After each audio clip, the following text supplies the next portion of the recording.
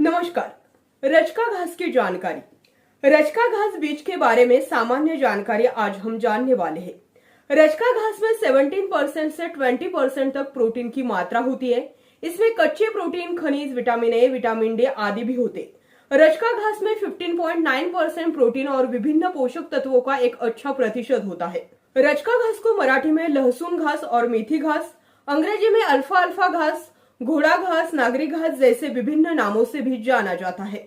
रजका घास की ऊंचाई 2 फीट तक बढ़ती है। इस घास में 2 किस्म के घास पाए जाते हैं।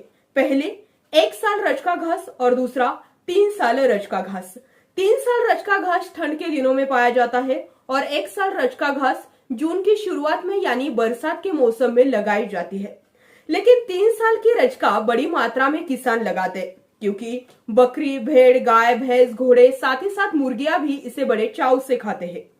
भूमि और रोपण के लिए तैयारी। रजका घास को विभिन्न मिट्टी में उगाया जा सकता है, मध्यम रेतीली मिट्टी से लेकर काली दोमट मिट्टी तक। इस फसल के लिए भारी मिट्टी बहुत ही उपयुक्त है। साथ ही साथ इस फसल के लिए अच्छी जल निकासी वाली मिट्टी की भी आवश्यकता होती है।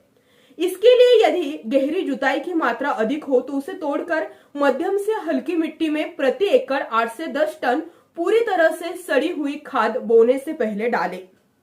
बुवाई की अवधि और खेतों की विधि। अक्टूबर से फरवरी तक ठंड के मौसम में 3 साल रजका घास की बुवाई की जाती है और जून के महीनों में यानी कि बरसात के मौसम में 1 साल की रजका घास लगानी चाहिए। रजका घास बीज को हाथ से फेंक कर समतल जमीन पर लगाना चाहिए। इस बात का ध्यान रखना चाहिए कि बुवाई के समय बीज आधा इंच ही गहरा हो। यदि बीज बहुत गहरा हो जाता है तो बीज अंकुरित नहीं होगा। भूमि, जल, खाद और जलवायु अंकुरण क्षमता को बढ़ा या घटा सकते हैं। खाद और जल योजना। बुआई से पहले 10 किलो सिंगल सुपर फॉस्फेट प्रति एकड़ डालें। रोपण के तुरंत बाद सिंचाई करें, फिर 3 या 4 दिनों के अंतराल पर फिर मिट्टी की आवश्यकता के अनुसार सिंचाई करें। शुरू में आपने खाद डाली होगी, लेकिन आप इस घास को बार बार काटते हैं, इसलिए आपको प्रत्येक फसल के बाद डीएपी 10-26-26 की आवश्यकता होगी। दानेदार रासायनिक उर्वरकों का प्रयोग करना चाहिए। अभी हम देखते हैं कटाई, उत्पादन और उपयोग। रजका घास को जमीन लेवल में काटा जाता है। रजका घास की पहली कटाई फूल आने के बाद औसतन 14 से 45 दिन बाद करनी चाहिए। उसके बाद 20 से 25 दिनों के बाद कटिंग कर लेनी चाहिए। मिट्टी और पानी के परिवर्तन से फसल जल्दी से या उसे उगाने में देर भी हो सकती है। यदि घास नहीं बढ़ रही है तो उसमें 19-19-19 इस वृद्धि स्प्रे को किया जाना चाहिए और छिड़काव भी किया जाना चाहिए। बहुत अधिक तापमान या बहुत अधिक पानी इस घास को मानवीय नहीं बनाता है।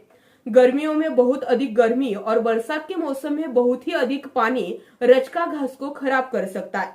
इसलिए यदि इसकी उचित देखभाल की जाए तो यह लंबे समय तक टिकेगी।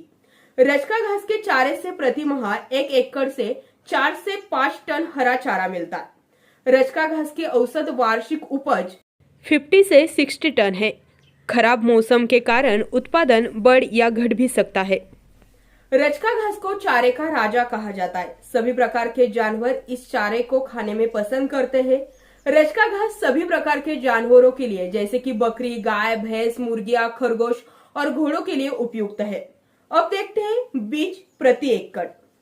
बुआई के लिए प्रति एकड़ 10 से 12 किलो बीज का प्रयोग करें। देखिए, आज हमने बात की है रजका घास के बारे में। यह सारी जानकारी आपको कैसी लगी हमें कमेंट कर जरूर बताइए और ऐसी और जानकारी पाने के लिए हमारे चैनल को जरूर सब्सक्राइब करें। धन्यवाद।